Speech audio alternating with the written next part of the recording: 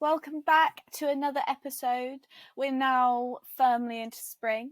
It's April is shining on us as well as showering on us. How you doing right now? All right, right now I've had a good Monday. I have done some hoop training every week and have been to a pole class. So yeah, very good Monday. As ever, embodied, active. Should we kick things off in our usual fashion, and then I've got something to spice up what we've been doing that I'll throw in there Yeah. after our traditional start. So, what's the best thing about being alive right now? The best thing about being alive right now is the recent memory of the birthday cake that Julie made me, which was fucking unreal. It was the thought of that keep me going for 90 years. Just the thought of that cake, let alone another actual cake. It was insane. It's like the best birthday cake I've ever had in my life. Wow. And how many years of birthday Yeah. cakes have you tried out? 28. Maybe yeah, I'd say 28. I think on my first one I had a cupcake probably. Well, shout out Julie, So because that's a big statement. Out of 28 years of cake potential for it to be the yeah. best. I feel like the other contender that just popped into my head was when I was 18. My mum got me, it said drama queen on it. And it was a fun cake. You know, you're like, oh look, I like dramas. They call me a drama queen and I'm 18. And it was like a really lovely cake that they'd had sort of commissioned. And I remember that one lasted for ages as well because it was so massive. And it was so fucking nice. And that was very different to Julie's cake. Julie's cake was like fudge, chocolate, like that sort of vibe, like thick chocolate, just chocolate, everything.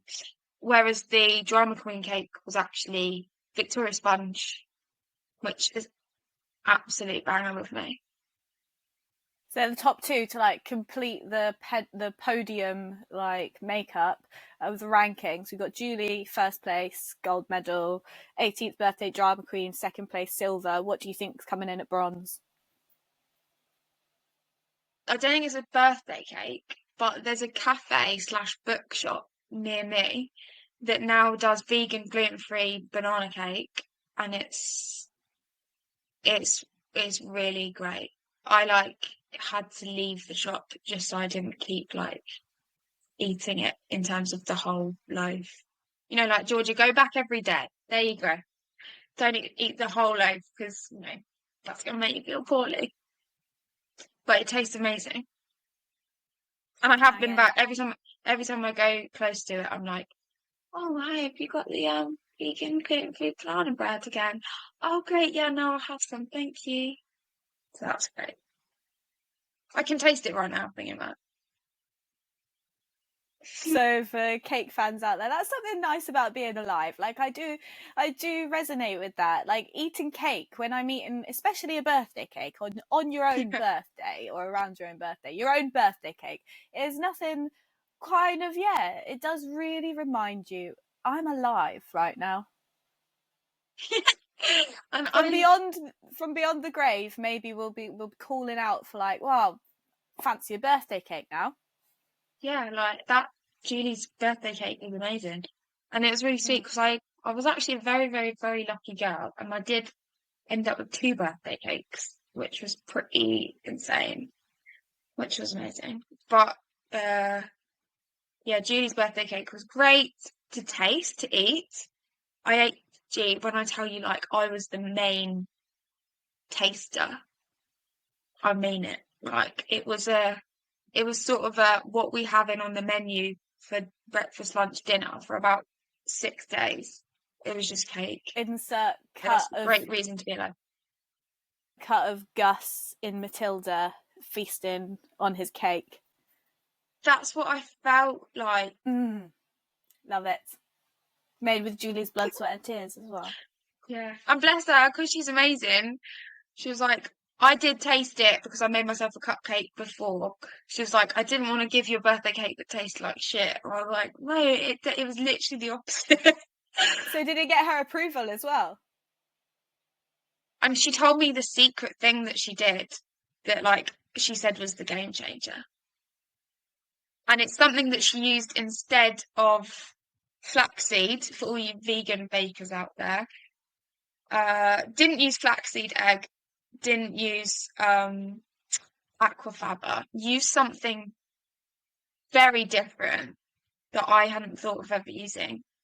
And apparently that was the key.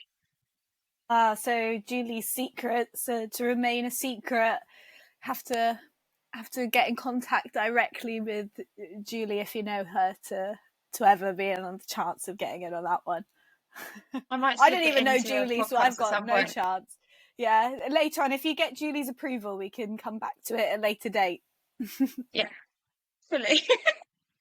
So, I mentioned just now that I was going to throw in a little something to spice things up. So I thought today, G, I've got questions prepped as I always do, but it has been your birthday month, and I thought we could try out a bit of a funkier format where you could maybe share with us what you would like to talk about today, some like topics that you would like to cover. I would like to talk about the little things that make you cry. I would like to talk about the term that has been coined by someone, Lucy, crafter. Yeah, I think that's a good start. And if anything pops in, Shall we dip into kind of how things have been going recently? I'll throw those in and surprise you when you're least expecting it. yeah, sure. So, hit things off. It's spring and flowers are popping and birds are singing.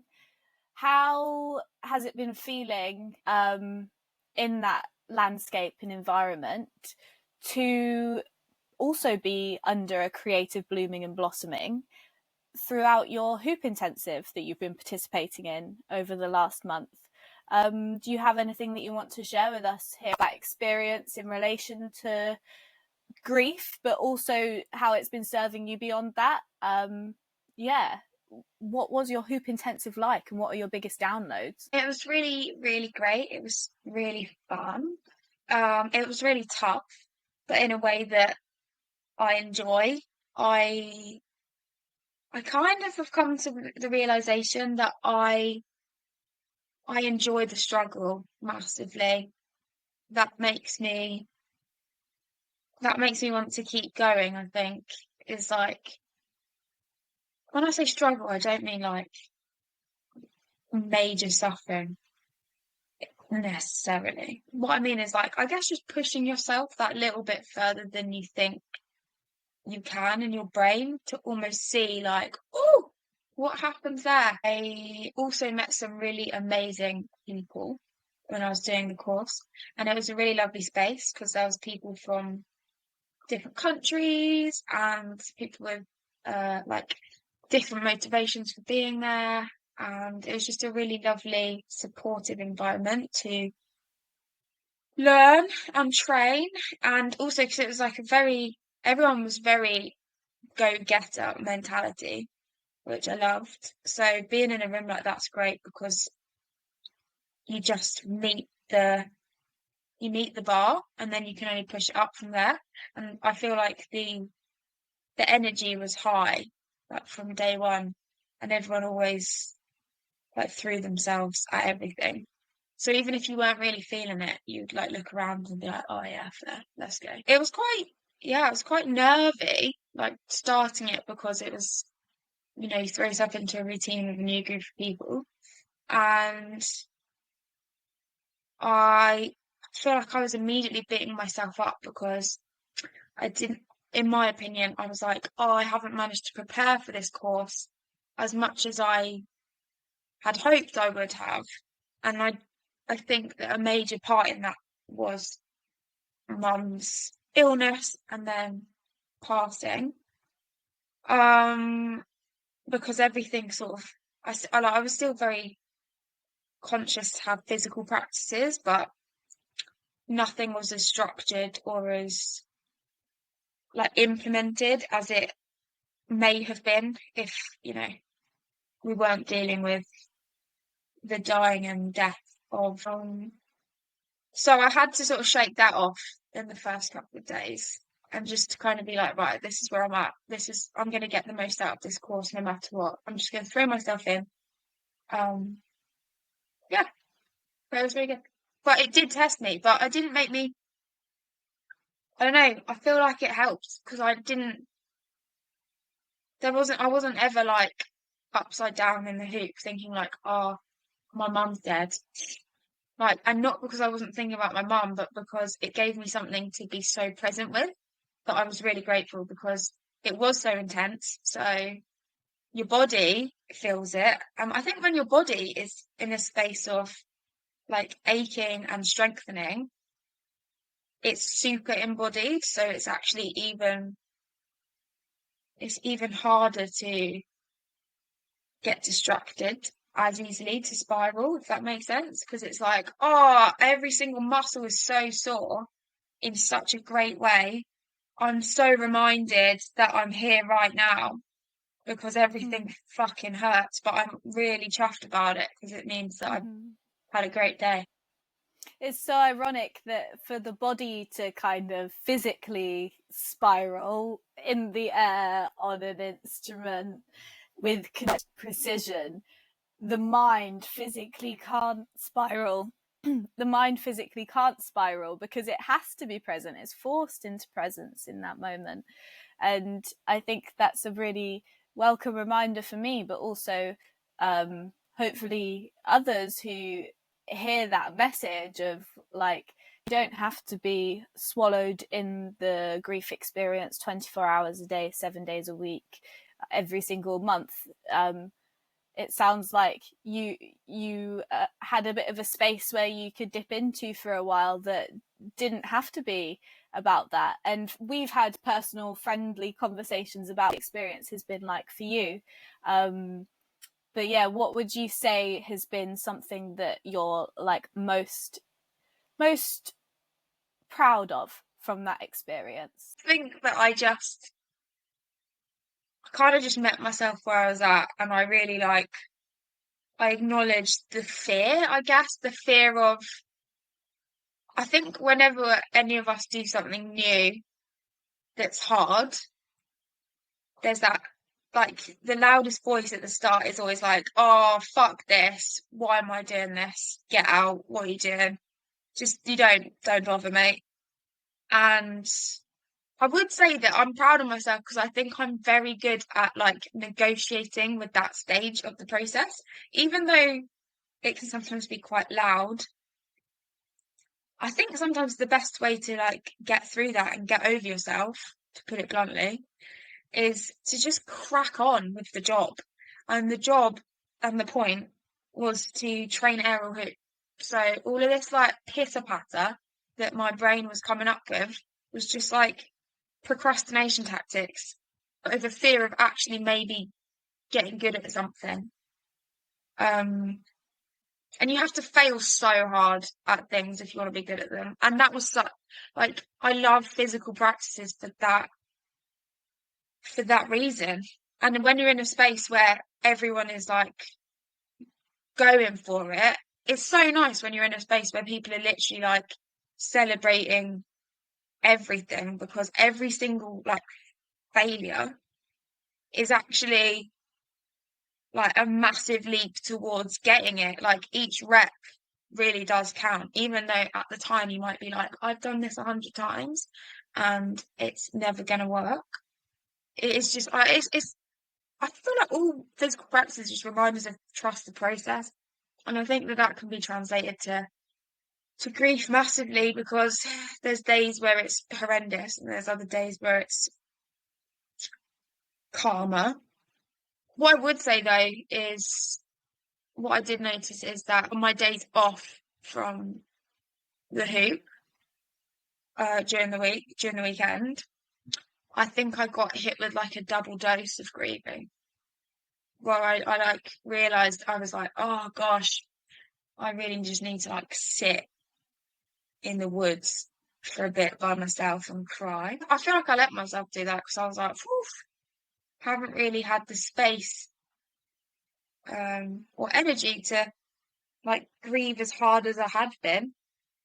And so it kind of built up a bit, and then on the weekend it'd be like, okay, can we like clear the path now? Mm.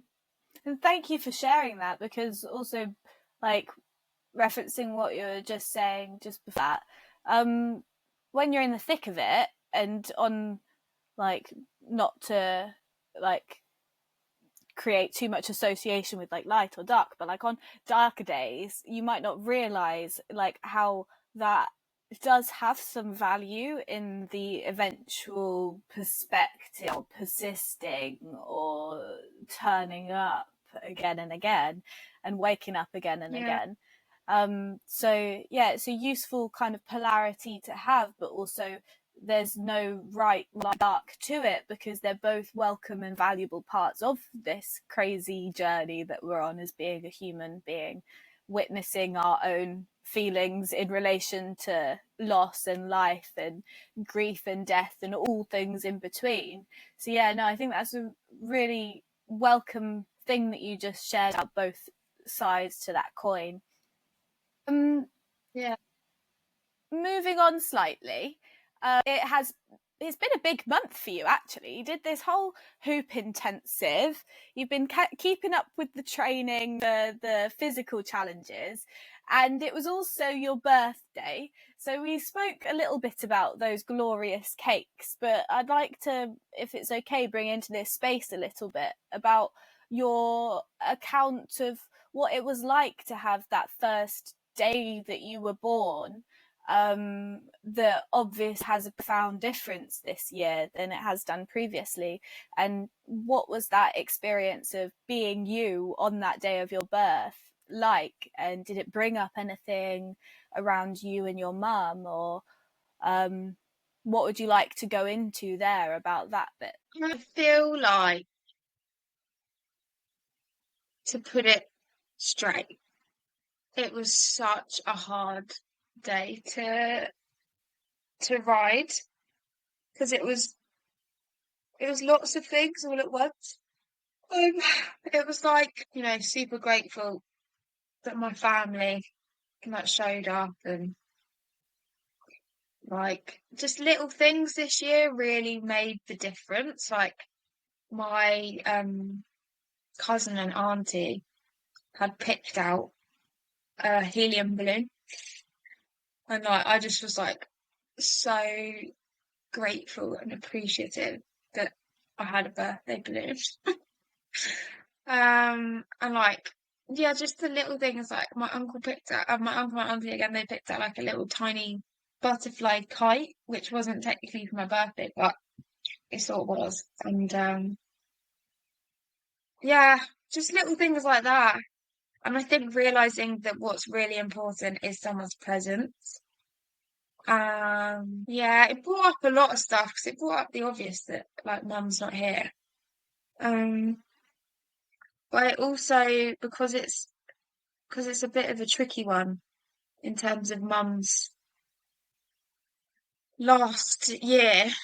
Um, on my birthday last year, I remember I was really sad in the morning and couldn't really pep myself up because I just had in my head, I was like, this might be my mum's last birthday with me. So I like couldn't make myself feel too happy. And she was the one that was actually trying to like crack me up and cheer me on. And it was like so beautiful that she just would do that. Like she'd just move into mum mode and like me or Jack were like upset. Um, but then the day sort of turned because I got a phone call on behalf of mum from St. George's in Tooting saying can your mum come in on Monday with an overnight bag for potential brain surgery to like remove as much as we can? And like, I was just reflecting on that and I was like, fucking hell, man. Like, it was just so many things and feelings in such a tight window. Like being told like, oh, your mum might be able to have brain surgery. Like the immediate reaction was like, oh, fucking hell, like that could be good. And then immediately after that, I'm like, oh my gosh, what are the risks involved in that? That's pretty hectic. And then like my mum's badass, absolute legend, because she was just like, well, if they offer it to me, then yeah, sure. And I was like, that's phenomenal because we did have a little bit of a chat about it. I did say to my mum, I was like, Mum, like, I would always like preface any brain surgery chats with like, Mum, if this is too like much to think about, because you're the one that's actually gonna have it, just tell me to shut the fuck up. But I did like I was just so intrigued. I was like, every other sort of surgery you have, yeah, it's invasive, yeah, it has the potential to be traumatic and like life changing, but it's your body. It's your body. And I feel like your brain is really, really unique in that it's the most tangible like version of spirit that I guess we have access to because actually a lot of the risks that were explained to us with mum was just that if something went wrong, like she might be different when she came round. And that's just so like that's so much to comprehend, I think, that your Yeah. brain holds that for you. Yeah, never mind like physically, but energetically and just thoughtfully, that is your whole identity, experience, sensory makeup of the world, impressions, understanding of Yeah, things, like consciousness, that activating feature, the thing that makes us not just a pile of flesh and this thing inside. Whoa, what a thing to be contemplating alive yeah. with your mum together, those two brains contemplating the I know. going into The your mum's brainness of brain. brain surgery and the fact Oh, that a brain surgery is only possible because brains exist, like a brain had to come up with the whole thing. And there's a brain that's responsible for doing the brain surgery. Like, it's just the whole, it's, yeah. And I thought about that on my birthday. And then I felt sad that I couldn't have that conversation with my mum. And I felt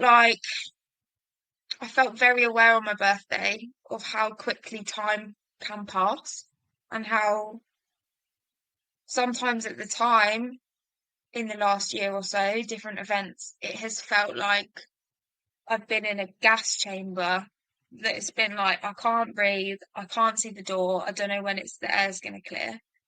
But there's certain bits where I'm like that I would give anything to just like have that chat again because it was just so like candid and it was so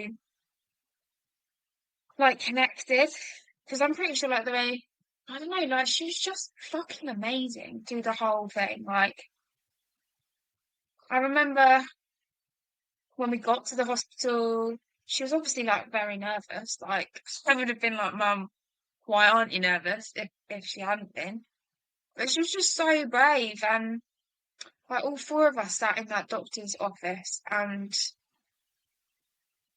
it was just it's so fucked, G, because it's like yes, there's hope, but then also the doctor is like blatantly explaining, like, I need to remind you, Sherry, this is not gonna cure you. This is gonna buy you time. And I was just like, at the time, you're a bit like, that's mental. That is mental. But obviously, still do it. Like, still do it. And the rate that everything happened for Mum, I think the doctor was probably bang on with what he said because he said that if she hadn't gone for the brain surgery, then within like 2 to 3 months or so, she probably would have been dead. I mean, wow. Like, we still were like, I guess to some people they'd be like, well, but it was only like 9 months or so. And I was like, yeah, but actually 9 months is really fucking important, because every single day that you spend with someone is filled with chats and eye contact and laughter and interactions and experiences. And I think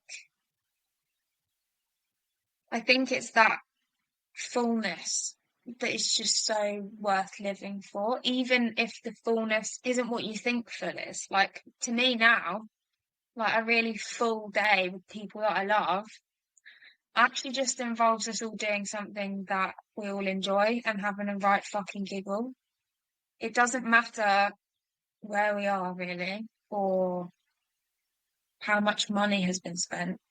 It really does just matter that like everyone's having a good time. So yeah, that was in my head a little bit on my birthday. Um, and I'll tell you what was hard was receiving the card from Dad, because fair play, and like I can't imagine how hard it is for him. He's just writing it from Dad, and like that was a real like visual. Oh, that's because Dad, bless his heart, he wasn't the designated card writer until Mum passed, really. And now, bless him, now he's like writing all the cards left, right, and centre and smashing it. But that is really tough because it's like a real visual representation, and where you're just like, oh my fucking God. Like, and it's weird. I read that card now in my dad's voice, whereas like obviously my mum would always sign my dad on the cards. But if I was like thinking about how I read the cards, it would be like mum and dad are both there when I'm being spoken to in the card like language. But my mum is the speaking voice, and my dad's sort of there, like nodding and agreeing. Um, but this year, like if I picture it, it's like my dad's just stood there, and then my mum is like behind him, but more angelic looking, less human, and she's silent, but she's still like in agreement. But yeah, that was pretty rough actually. Like that was like a internal frying pan to the face sort of feeling, looking at the card like, whoa. Out of nowhere.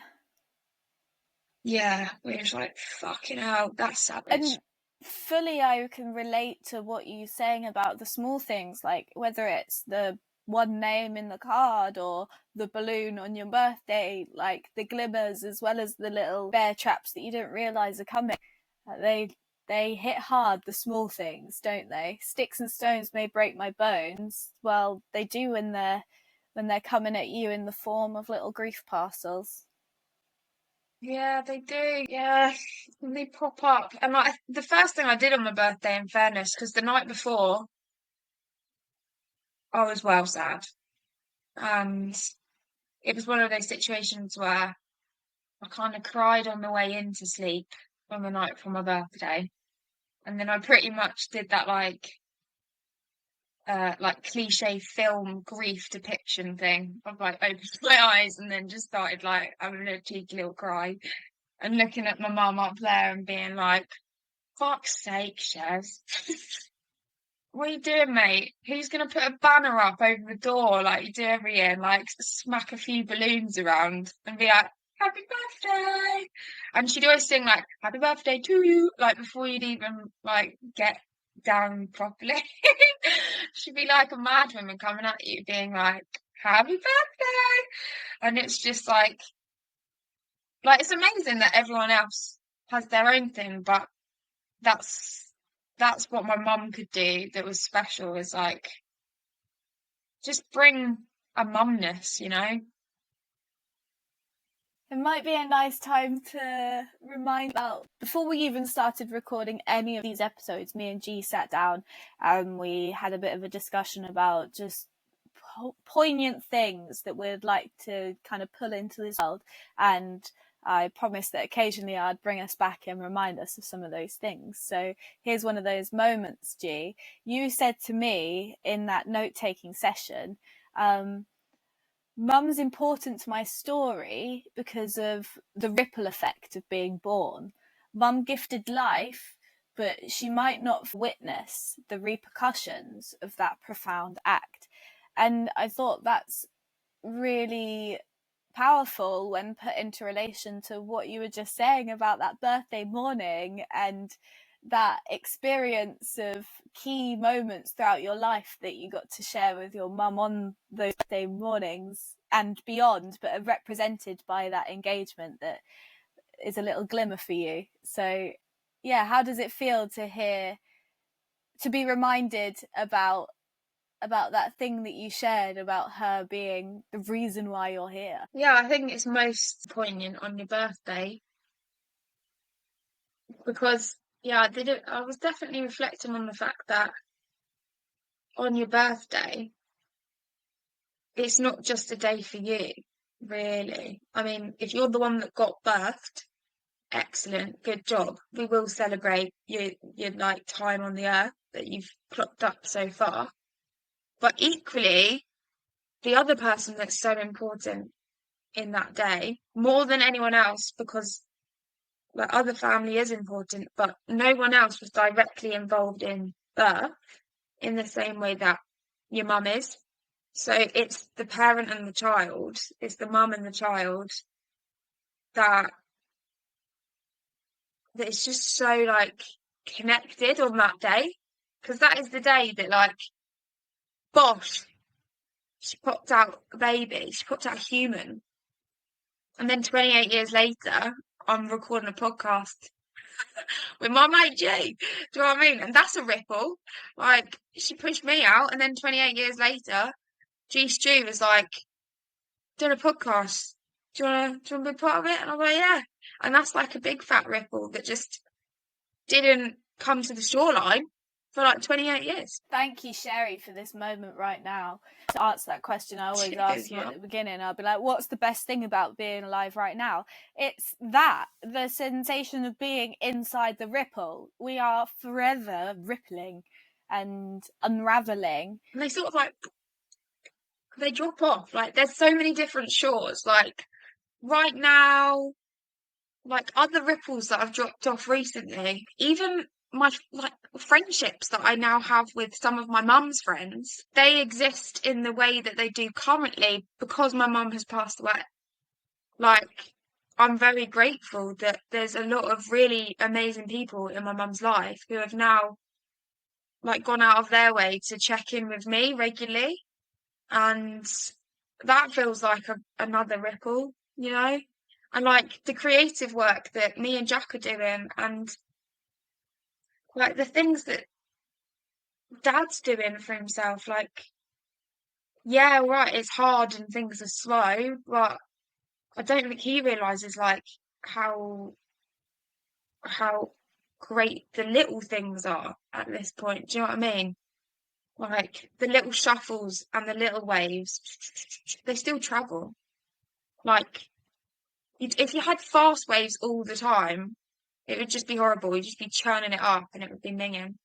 And if you think about it, the way that if the sea kind of works, there could be like a tiny drop in a huge ocean and it's not felt so much. But actually, when you're in kind of quite a personal, small world of your own, although it is like a big ocean that you can be lost at sea, and sometimes it is immediate to you and your aura and your experience and your immediate world.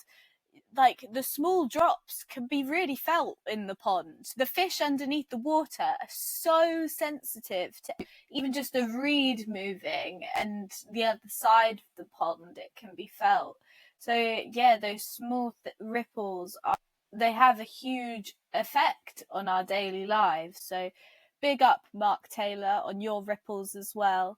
Big up Sherry from your ripples over there. Big up Georgia and Jack for your collaborative ripples and individual ones playing as well. What I will say as well is on my birthday, I think like my special mention on my birthday, other than my mum, has actually got to go to my brother because that guy really turned up for me in a big way on my birthday this year. Like, so blessed. He's just so fucking funny, and um, I was just so grateful for like everything that he did over the weekend because he was just so like on it. He was very much like cosmic systems. I was the center of the solar system for that like weekend, and Jack was like very much consciously orbiting, checking in, being like, right, what do we need? Where are we going? What needs to happen? How can I help? Um, so yeah, thanks, bro. And that's a ripple from Sherry as well, because he's another one. He's another key ripple. Some of the most significant ripples you two are. Silliest ripples. The silliest ripples. After like kind of discussing that that big day of your life, a big first in this journey of your birthday, how's your kind of nervous system like doing coming out of the other side of that um wildness now in the present moment, but also just like more generally, like you had your um time of great flourishing and growth and gains and dedication to a physical practice through your hoop intensive, and then you had a quite emotionally intense little pocket of existentializing your birthday. So what's your nervous system and your body feeling like now, but also in reflecting of that? I did describe to you today, before we came on, that today I have felt like an agent of chaos. And I think that that is a result of coming back down from a really upregulated, but like subconsciously upregulated, because I feel like my base level now is so much healthier than it like used to be. So even if I am regulated, it's not it's not as detrimental because it's not like up here high intensity. Like it's thinner. It's like a shrub that's not, if it was super thick and overgrown, I've like thinned that out. So like now when it blooms, it's like there's still enough space for things to happen. Whereas before it was just like thick and was like, this is gonna take a while to sort out. But I think as a result of that, like, um, I sometimes just feel a bit itchy, I guess, like energetically itchy, because a few days after that much emotion, there's such an urge to just like stay busy or to like distract yourself or to like start talking a bit bad to yourself, where it's like, oh, you haven't done this yet, you haven't done this, oh, you said you did that, you haven't done that. And actually sometimes the best thing to do to that voice is to turn around and be like, with respect, shut the fuck up. um and for me, the device that helped me the most this week was to just sit and watch, like binge watch some good TV rather than think I had to fill that time with something. I really lean into to use the pomodoro technique, G. I've heard of it, but I've never successfully applied it. Yeah, I have to say it works like a treat for me because I think with me the trouble is if I've had like a really emotional time, it can be quite adrenaline-y and you don't realize, and then you like barrage into a week and you just like translate that into hyper productivity, and actually that's detrimental. um so for me it's still really important to like get that productive thing done that actually is part of my like work life, um that I'm committed to and that I hold myself accountable for, but that thing doesn't have to like swamp up the whole week, and you don't have to fill every single second with work. So for me, Pomodoro technique, um, it's just like basically breaking your time into like focus bubbles. And it works so well for me because if I'm left to my own devices, especially like working for myself, working from home quite a lot in terms of admin, I can just get so overwhelmed and feel like simultaneously in like 7 hours at a desk, I get loads done, but I also get nothing done. And I just overwhelm myself more because I'm just looking at all this stuff that I have kind of done, but now I'm looking at what I haven't. Whereas the Pomodoro technique is just like, here's 20 minutes, do a task. Great. Here's 20 minutes or however long you want to put on the timer. Here's 10 minutes, go and have a cup of tea.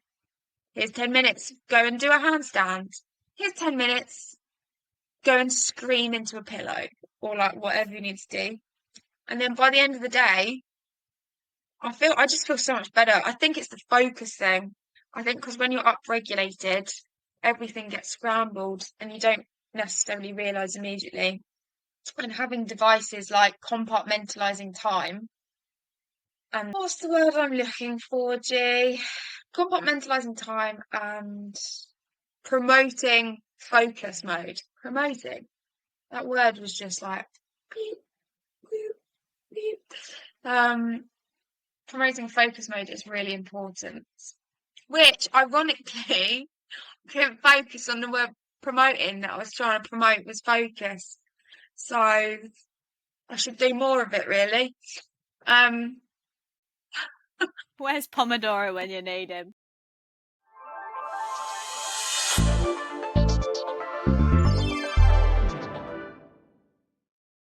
Hello, lovely listeners. I've got a little interlude for you. So, this first series of the Grief Tapes is very close to my heart, and it's been incredible to spend a year creating these episodes with a dear friend of mine. As you know, in January 2024, Georgia lost her amazing mum, Sherry, to an aggressive type of brain cancer. Since then, G and I have met monthly to record her journey through the first year of life without her mum, and these conversations have been very special, so it's an honour really to be releasing them on the Vita and Echo podcast here.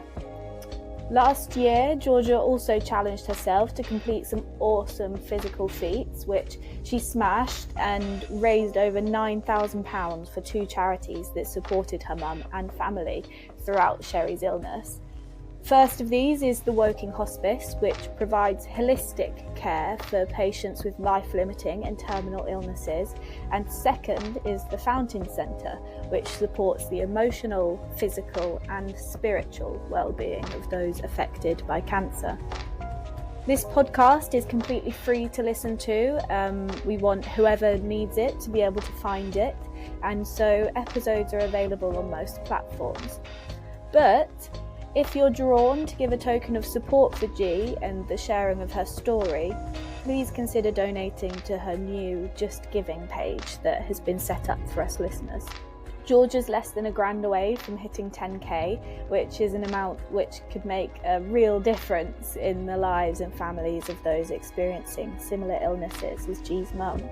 So if you could pop in the price of a coffee or pay forward a pint in honour of our Sherry, I am sure it will be more than appreciated.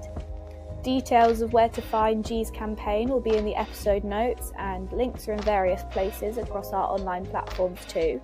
Please do follow us, reach out, engage with our content. It'd be lovely to connect with you.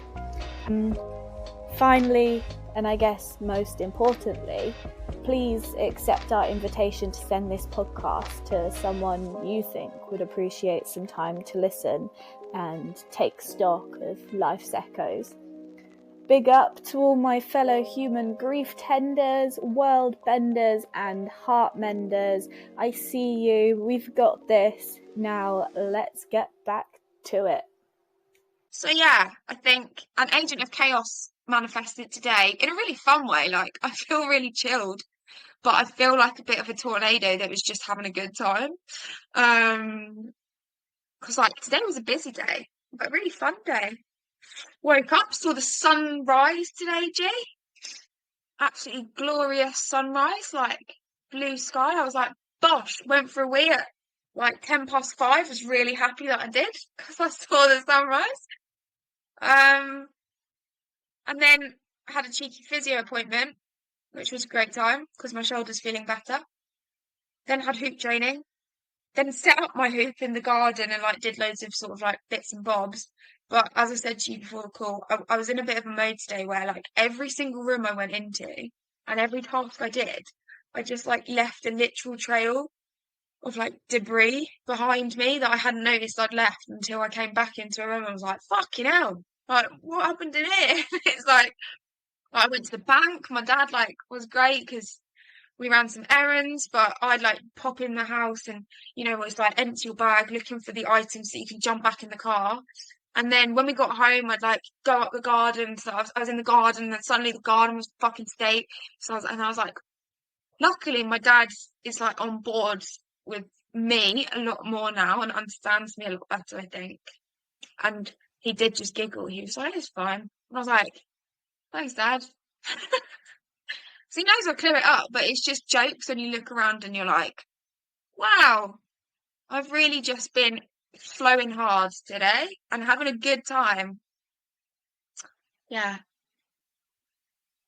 Have there been any opportunities for crafter amongst that? It sounds like in between the two places of like woo woo woo woo woo, and then like, oh, now I'm focusing on something else. Woo woo woo. Yeah. No, sadly. Could you explain to us crafter a little bit? Now might be a nice time to kind of detail where did that word come from and what do you mean by it? What do you mean crafting? Because I got confused there. Because earlier on we gave some topics that we were maybe going to come back to in today's Oh, podcast. crafter, sorry. Yeah. One of those Do you know topics what's you said was hilarious? Is crafter. yeah, with a GH, not an F. That's why I was confused. Do you know what I mean? As you're saying crafter, I was like, oh, that's nice that G thinks that sort of energy would promote crafting. Like, that's so nice. But now I see that you meant crafter as in the CRAUGHTER, aka yes. I'm with you now. Sorry, everyone. As you can see, that's just such a that's highlighting the energy that I have today. Um, crafter, yeah, I can't take any credit for that one. Because Lucy and her lovely family came up with it, and it's basically just a phrase, a word that's great in grief because there's that sound that people make where you can't quite tell if you're not in front of them and you can't see them, you can't tell if they're hysterically laughing or hysterically crying. And so crafter was born. And yeah, like it's definitely such a thing, like in the eye of grief and in the center of the shit show. There's crafter left, right, and center knocking about. Like someone will be in the kitchen and you'll just be like, is that a good noise or a bad one? And like you might just get then you if it's craft if yeah yeah, like if it's crafter, then it's both at the same time, or like fit in between the two. Like you can't decide because you might be overwhelmed with joy at the memory of mum, but then you're fucking devastated at the fact that like her last fish cake is still in the freezer, and you just saw it and just started fucking crying. It's that sort of it's yeah, it relates to that sort of feeling. So yeah, definitely. Now that I have understood what you meant. Today was definitely a day where crafter could have occurred easily. But Less crafty era, but some crafter. you can craft while crafting. Oh, and you could make a graph of how many times crafter whilst you're crafting. Yeah, Yeah, cool. This could go even more meta gosh. than the brain surgeon discussion. Thanks for explaining what crafter was. I might coin that myself. Nice. I think it epitomizes exactly what ancient Greek tragedy, comedy, and all of the great like orators to story writers to lyricists throughout the ages and times have been trying to like work around that point of how do we activate crafter. Like they're the two biggest sides, aren't they? The comedy and the tragedy combined into Yeah. these expressions that we just can't help but have. We can't stop ourselves from crying when we really need to cry, and you can't stop yourself from laughing when you really need to laugh. Or if you do, the process of stopping yourself is so repressive it feels really icky, or causes repercussions. Like we're now learning through more research in relation to the nervous system and trauma and things like that. Suppressing the crying and suppressing the laughter can have detrimental effects. So, crafter, I think, could be the tagline to this episode. Yeah, it's a good one. So yeah, shout out to Lucy and the family. that they they informed me of the word the day Mum died actually. It was like, here's a good one that you might need. And I was like, okay, sick, cheers.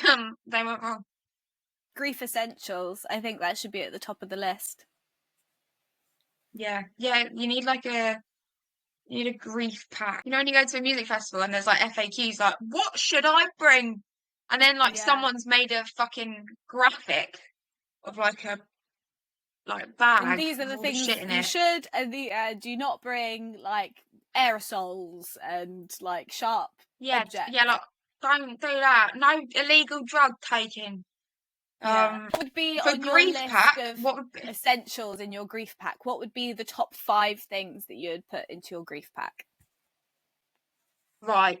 Before I reveal the 5, I need to tell you what I think the vessel for the pack is. Yeah, what's it going to be put in? It's a bum bag, G. It's a grey bum bag.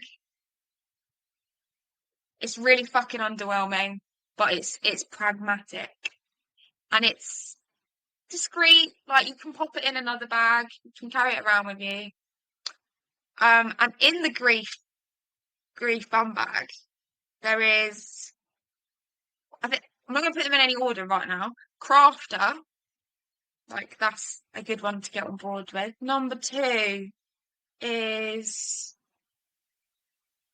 like normalizing feeling rage at inappropriate, not inappropriate, but just like surprising times. What else can we whack in there? It's good to have. I think like I'm gonna go ahead and say tea. I think tea is a sacred grief because there'll be lots of people who come round and you'll need to drink something, presumably, and I think tea's a great one. There was so much tea drunk throughout the entire process. Maybe it's because we're an Irish family in England, For me as so that's well. like Yeah, double maybe whammy. because we live in England, but I think tea catalyzes a lot of experiences for me. It's a through line to a lot of my life. Yeah. Grief, another thing in the grief bag, I would say, is if you can get it, if you're like lucky enough to have something, just like a little token from the person. Like, I think I really do like the further away we get from the point, like, yes, all the stuff means stuff, but I have I have kept sort of clearing things, not like mum stuff, but I guess things that relate to mum for me or things that like are both of ours. But I have a little box now that is just sort of like, and the thing is, G, they're not like actual objects. It's like handwritten notes from my mum or like a Lego version of her, I like have stuff like like that. so many like seemingly irrelevant things then become really poignant. Like I just have like a business card with like my dad's name on just because it has my dad's name on it. Like Yeah, I didn't even notice today. Well, I hadn't noticed for a while, but in my purse, um, I put in two, like, like in Clinton's, like when you're younger, people could buy like little cards that had like a little poem on that might be like my best friend or like mum, daughter, that sort of thing. And I've now got the little card that I got for mum, like one Mother's Day, that's now back with me effectively because I bought it to give to her. But the words on it are just so like great because it is just like, and like, oh, I've got a plaque up there that says daughter, and mum and dad got it for me, but mum mum's style is definitely like affirmations of like I need people to have reminders of how great they are and who they are and what they mean. And that's great because I catch that every now and then and I'm like, that's nice. So you've got tokens, you've got crafter, you've got Tea. normalizing, surprising grief. You got room for one more in your grief pack. What's going to be your final item? Like enrolling in a hobby or a community of some sort, even if you feel like you can't. I mean, grief is totally individual, but my opinion is give the thing a go for a little bit, not straight away. Like, I'm not talking like death day. All right, then let's go play five-a-side. No, that's not what I mean.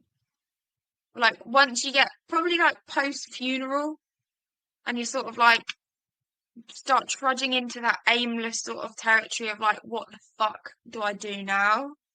Where do I put all this thought and emotion? Because it seems like I'm overflowing with it, and it's like the image of someone in a boat with a bucket, like get it. I'm trying to get the water out before this thing sinks. And I've noticed for me, community that is separate from my family has been essential. And for me personally, that community and that sense of belonging has been attached to like a hobby or a physical practice or like a shared value. So like the ecstatic dance like network. I don't know these people like well, but they they're just they're just there. Do you know what I mean? Like I can rock up and feel so welcome and so held, and then I can have a boogie and I can go home. And like pole dancing, like the pole studio that I train at, the the community is just incredible. Like I hadn't been for a month or so because of hoop, and it was just so nice to be back there today because it was just like it's just really like friendly family vibe, which is really great. And it's different. So I don't have to go there and be like the grieving daughter. That doesn't have to be my primary like identification. Like that's not, and I feel like that's helpful, I think. And even if you have to do it in tiny little bits, like go to something once a month, but commit yourself to the consistent practice of being in a community that's not your family for a little bit alongside it, you know? I think it also ties in really nicely with what we were mentioning about like the infinite ripples that we're always engaging in. Like you wouldn't ever get the opportunity to know what that water's like if you don't allow yourself to be a drop in it first and then get to feel the ripples and the repercussions. If we're never initiating or allowing there to be a space that we're moving into to try it out, then we never get to experience the directions that it could take us. Thank you again for, as always, kind of a wise reminder. And your grief pack does sound like something I would like to some points, if that's okay. I might add a badge on to customize it for myself, but some of the things in there I'd like to have a go with, if that's all right. Yeah, I've got a bonus item though, G, that I just thought of. This is more of a pragmatic sort of Or level. how you it? Because you can only fit 5 in there, so you're going to need to think of a creative way to attach it whilst you're describing. No, it's totally calm because this bum bag has like two segments. It's got like the fat one, you know, where it's like that's the chunky bit where you put all your shit in. That's where your phone normally goes and the keys. But then it's got the like cheeky little boop, like zip thing that's like kind of a pathetic excuse for a pocket. But it will fit this item in, I'll tell you. Because this item for me, I don't know about you, but like grief hit me hard, not only in all the obvious ways, but like I had like a chest infection I couldn't shake. I was like, I've just been a bit blocked. So mouth breathing, to my absolute horror, has shown up in my life like way too often. Especially at night when like you can't consciously be like, okay, because if your nose gets blocked at night, you're just like, and then you know you're asleep for 6 hours. So when you wake up, it's like chapped. So the bonus item that I want to put in the bag, because we're run down when we're grieving as well, is put some fucking chapstick or Vaseline in there. Always within arm's reach. Always within arm's Oh reach. no, I'm letting this some on the desk. It's not arm's reach. Well, I'm over 3 years in now and still within arm's reach. smashed it, G. Speak of the devil. And can confirm it fits in a bum bag. Yeah. And to be fair, you could even get like a cute little, I don't know, like crocheted attachment or something if you wanted, if that tickled your pickle as Yeah. well, if you wanted it even easier access. I mean, heck, you could wear it around your neck if you wanted. You could tuck it into the little like waistband of your pants. You got no excuses, grief keepers. Lip balm. And get your chapstick. That was a really nice exercise that we did there. I enjoyed going through your grief pack. I'll try and think of some more opportunities that we can do little fun things like that.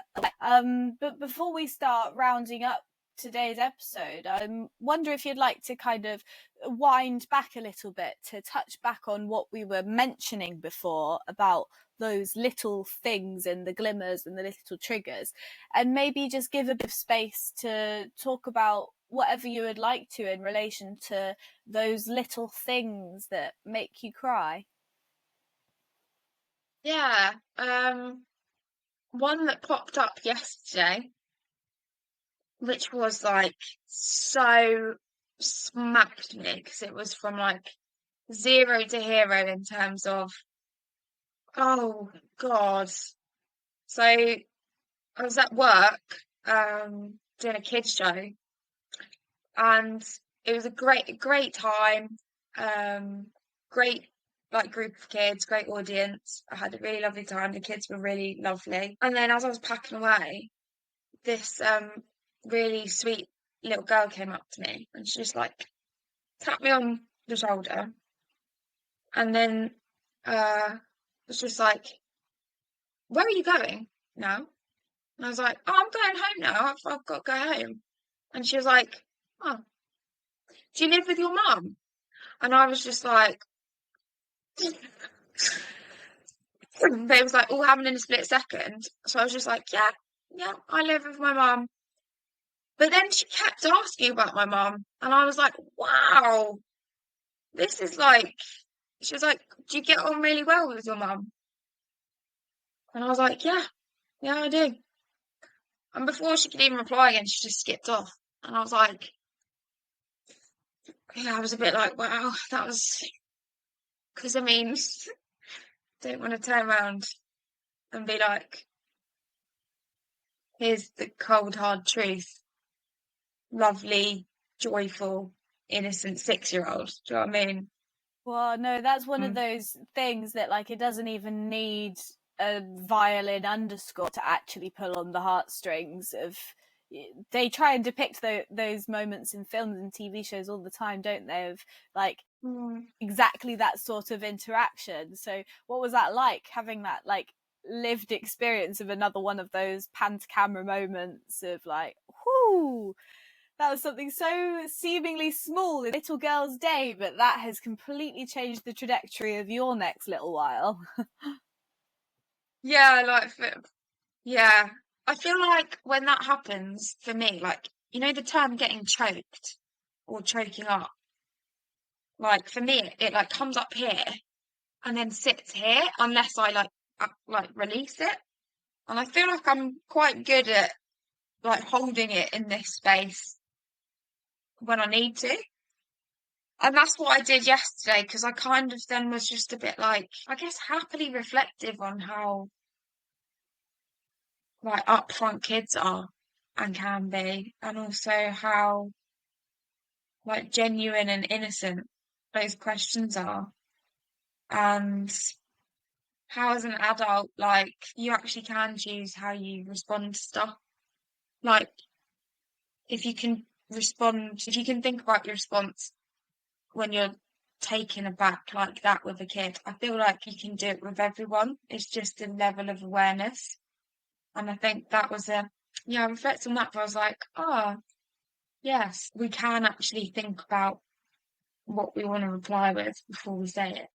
Yeah, kids also, I think when it comes from them, it's packaged in a way that you can't like you just don't get angry at a kid when they're like saying something like that to you, and it is a nice reminder of how we can get fed those things from adults or from different situations, and it can be palated in a different way. But I think it's a nice light-hearted reminder that like these little things, we can choose how we respond to them, and it doesn't Mm. have to completely change the trajectory of your whole day. It can be just an internal experience that's going on that doesn't necessarily have to be pushed Yeah. into full expression. um been talking about where in your body those feelings were arising. For me, I can Mm. really relate to that experience, and for me, I get such a pain in my throat. It's like a ball in my throat that you can't swallow, and I can't really hide it very well when I get into a space of, oh, that affected me. It's a real kind of conscious battle of Yeah. people can probably see it in my eyes, but Yeah. they can tell that I'm swallowing it and I'm really trying to make that go down. So yeah, I wonder, are there any other signs or feelings in your body that have been arising in recent situations? I think the gut is always a go-to. I think, yeah, you're right about the eyes because I think there's definitely like a glaze that goes over it, like, oh, so God, now I'm thinking about that. But not just thinking about it, because I think thinking about mum being dead is a thought, and that's one thing. But when it hits you, the thought hits you, and then the spear is actually longer than you thought it was, and it penetrates deeper, and then it hits you emotionally, and that's when you go, oh, now this could be a day changer, this one. Yeah, the thoughts aren't massively hard for me to like sit with. It is more the like emotional, not attachment in that way, but just like the resonance, yeah, the emotional resonance that pops up. Um, Mm-hmm. yeah, there's another, I love little situations that are popping up left, right, and centre because they really do reflect to you, like, I guess, the gravitas of this experience. Because in tiny little interactions every day, things are different, or like conversations go a different way because it's part of who you are and part of your life. So, like, my phone background is my mum, and someone was like, "Oh, who's that?" Who didn't know, like, someone that's quite new in my life. And I was just like, "Oh, that's my mum." And they're like, "Oh, that's nice. Like, oh, what does your mum do? Like, you don't really talk about her much." And then I was like, "Yeah, she passed away." And for me, I always have a pause between, because it's obviously April now. So, like, I don't know. I feel like if you just say she passed away, that could be 20 years ago. And then it's like, Mm-hmm. obviously it's still hard, like hardcore, but there's 20 years of adjustment time that's occurred. Whereas the pause for me that I like, it's just interesting because this is where you watch people's faces change. It's like she passed away, yeah, in January, and like that's almost, you were saying like the closeness of comedy and tragedy. I think the key factor of whether something is comedic or tragic is purely the seat that you're sat in as the action unfolds. And I don't know, depending on what seat I've sat in on the day, that interaction can either be like kind of fucking hysterical because it's ridiculous and just like baffling to me that my mum's dead, and kind of funny that it's like something so trivial as a phone wallpaper now has such a like obliteration on a mood. I find that can be fucking hilarious actually, because there's so much power in something that's so like on the surface trivial, I guess. Like my mum's picture isn't trivial, that's the part that makes it not, but a wallpaper on a phone, an iPhone, like, is a pretty trivial way of expressing yourself, I would say, Mm. on the scale of self-expression. And I think arguably that's fucking hysterical that that can have such an impact on a day. And then equally, if you're sat in a different seat and you're not in the headspace, heart space to deal with talking about that, that's then just like that's a real territory for spiraling into sadness. Yeah. And people's reactions are always golden, aren't they? Some people Mhm. really need to like just do some training in emotions and how to be a social being. It's not hard. It's not hard. I think being authentic is the key thing. Stiflers, the ones that stifle, are the ones that I enjoy watching the most. And what I mean by Mhm. stifle is like someone says like, "Oh, who's that?" I'm like, "Oh, that's my mum." "Oh, you don't say much about your mum." "Nah, she passed away in January." Stiflers, everything in their body shoots up, and it's like a toy. Imagine if you had like a big kitchen roll, G. I don't know, like, and then it just got shoved up them, and then like got saturated with water. That's what I feel like happens to those people where they're like, and then they have to like keep the toilet paper in for fear of like it coming out and me seeing it. Mhm. Very odd imagery there, but I completely got that's, it. I hope that everybody else was on the same wavelength, because if you missed that one, you're missing something. That was a very good description. yeah. And then they can't speak because they're full of toilet roll. Mhm. And you're like, oh, hun. Yeah, they And try then to when they try speak to and they're speak, spilling bits of out. toilet paper. Yeah. And then they need to like, they're like, oh, I've got to piss. And then And they're then they're like, like, can you please give me some water so that I can clear this toilet paper? And then it's a bit of a strange dynamic, because it's like, wait, shouldn't you be the one offering what? me a tissue? My mum died. My mum's dead. Mum's what? Yeah, yeah. Know what I mean? I tend to just give those people a good old pat on the shoulder and say thanks for coming, and then I'll move on. Mm-hmm. Mm-hmm. Yeah, Yeah. like you say, depending on which seat you're sat on, sometimes they can be the most comedic to observe, and then other times it can be the most, well, I don't have time or energy for your reaction. The story that I love in a situation like that, the podcast Grief Cast, I started listening to like after Mum died, and I'm pretty sure Yeah. the guest that I'm thinking of was Ed Byrne, the comedian.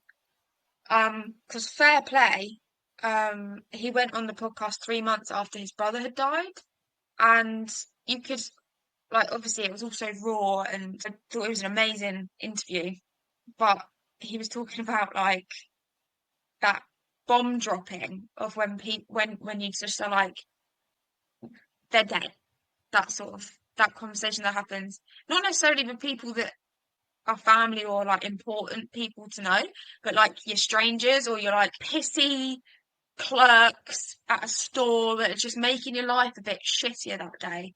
And actually how fucking refreshing it can be to be like, look, my mum died this morning. And then just see their face like, holy shit. And Ed Byrne like just cracked me up because he was in the hospital. His brother had just died. And there was a woman who was like just coming at him about like, you're in the wrong blah blah blah blah blah blah. And he just turned around to him and was like, my brother died. My brother just died. These are his clothes, like he's carrying. And this he said that he's never seen a woman just change like tact ever, just as a bit like, okay, like how can I help? And it just like it is I don't know, I guess there's no other response because all of us get caught up in that sometimes of like, sometimes you're having a aggy day, but actually the ag that you're experiencing is because you stubbed your toe.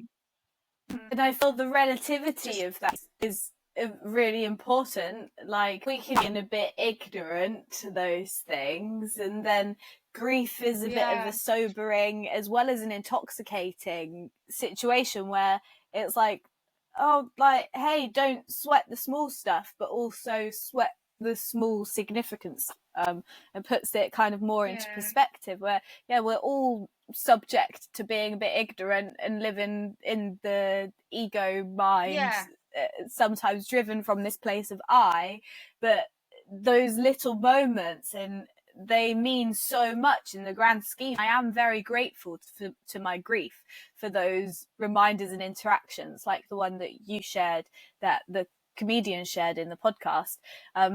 Yeah. yeah. Yeah. So I'm wondering, like, moving into kind of closing up this of our journey, if we wanted to just have a little bit of a check-in about what's going on in relation to your physical challenges. How far through are you on the journey now, and have you been doing any training this month? Yeah, so next challenge is a 2 mile swim in the Lake District on Friday the 7th of June, 2024. And my dad's going to be swimming it with me. Have been doing training. I'm very good about it actually. Been going swimming every week, slowly in the ante. So been swimming like 10 extra lengths every single week. So now comfortably swimming like 80 lengths. And then the 2 mile swim is 128. So within 4 weeks, that's the end of May, we'll be at like 120. And then I just got to pull 8 out, which is fine. And I've also swum 2 miles before, so I know that I can do it.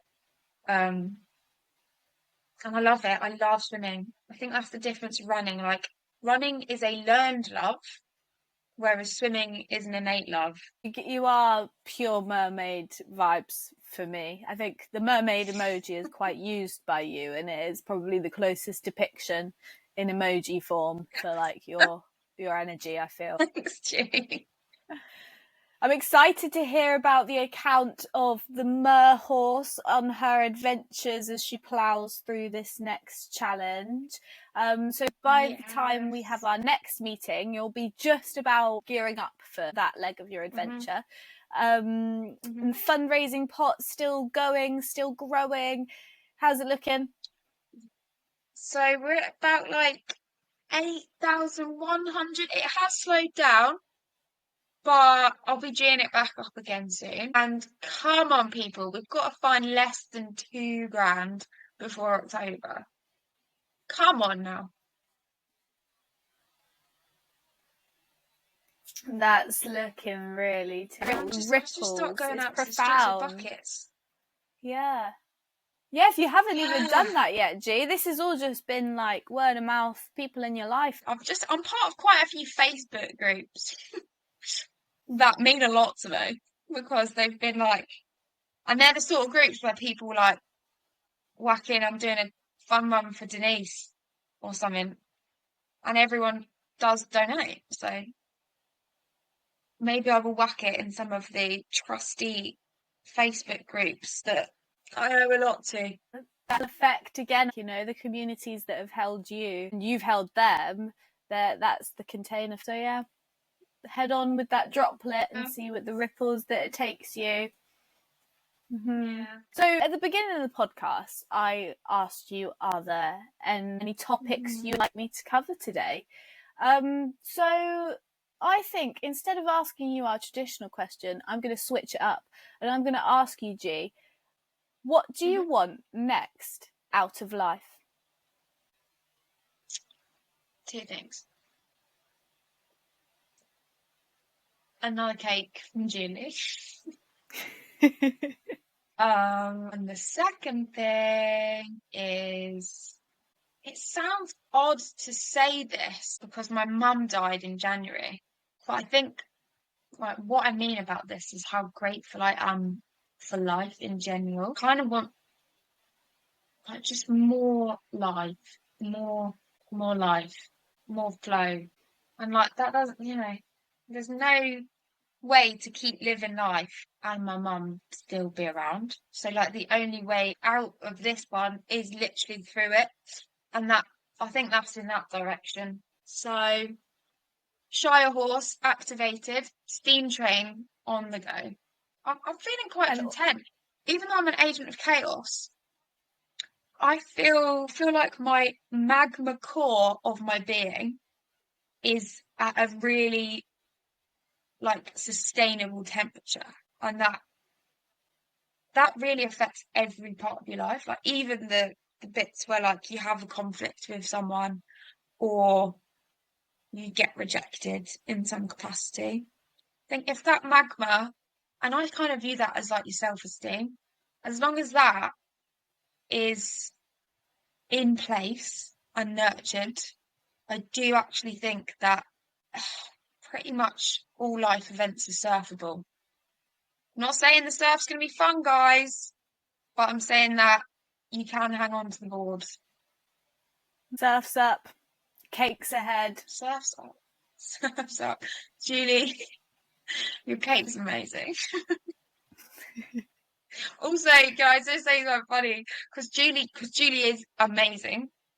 So Jack's birthday, bless him, this year was 3 days after Mum passed, and Julie made Jack a cake as well on his birthday. And Jack chose to go to Devon, fair play, on his birthday because, hectic. Go and do what you love. You love surfing. So he went with his best mates and stayed with them in Devon. And his mate, Xander, is so fun and funny. And because Jack took the cake down to Cornwall with them, they just played Xbox all day, ate cake. And Jack said that all that could be heard around the house was like, "Thank you, Julie. We love you, Julie." Because it was just consistently like every time cake was eaten, everyone was just like, "Fuck me, that's amazing." And you know what? I've had this chat with Julie. My mum used to say Julie should go on the Great British Bake Off. Winning Cake Week, mate. You gotta get yourself on Bake Off. I said no, bless. But like fair play. Oh, yeah, she knows. She knows what Julie knows what she wants, and she knows how to bake. Yeah, she knows herself, and she knows that she's amazing at making vegan gluten-free cakes. Wow, that's a special skill, I think. And I might I tell you the agree. secret ingredient if I can get the green light from Julie at some point. Okay, cool. I think to end today's episode, because Julie has been such a lovely hot topic of today's discussions, do you want to just end with a little message for Julie, and then I'll cut us off? Yeah, Julie, honestly, thank you so much for the cake. Thank you for all the check-ins. And just for context, Julie does cold water swimming and dips and stuff. I'll come with you to the quay at some point. Love you, Julie.